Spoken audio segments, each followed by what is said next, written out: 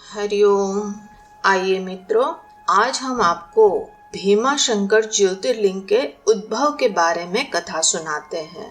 यह ज्योतिर्लिंग महाराष्ट्र के पुणे से लगभग 110 किलोमीटर दूर सह्याद्री पर्वत पर स्थित है। शिव पुराण में इस संदर्भ में एक कथा प्राप्त होती है कि प्राचीन काल में एक भीम नाम का राक्षस था, जो कि रावण के छोटे भाई कुंभकर्ण का पुत्र था। उसका जन्म कुंभकर्ण की मृत्यु के बाद हुआ था। जब उसे अपनी माता से पता चला कि उसके पिता को भगवान श्री राम ने मृत्यु के घाट उतार दिया था, तो ये सूचना को सुनकर भीम अत्यंत क्रोधित हुआ और श्री राम का वध करने के लिए उसने ब्रह्मा जी की कई वर्षों तक कठोर तपस्या की, जिससे प्रसन्न होकर ब्रह्मा जी ने उसे विजयी होने का वरदान दे दिया। वरदान पाते ही उसने मनुष्यों के साथ देवी देवता ऋषि मुनि सबके ऊपर अत्याचार करना शुरू किया और देवताओं के पूजा पाठ को पूरी तरह से बंद कर उन्हें युद्ध में परास्त कर दिया। वो स्वयं को भगवान मानने लगा।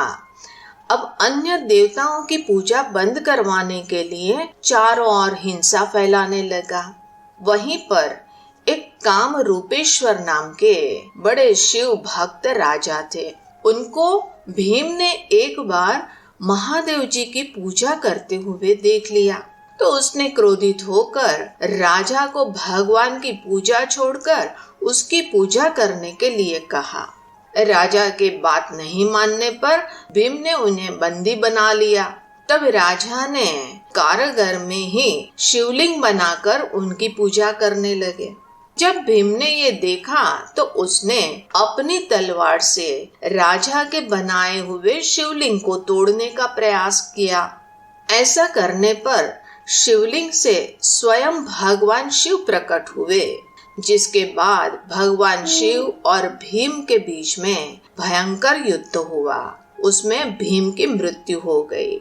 फिर देवताओं ने भगवान शिव से हमेशा के लिए उसी स्थान पर रहने की प्रार्थना की और देवताओं के कहने पर उसी शिवलिंग में भगवान ज्योति रूप से स्थापित हो गए और इसलिए इस ज्योतिर्लिंग का नाम भीमाशंकर पड़ गया।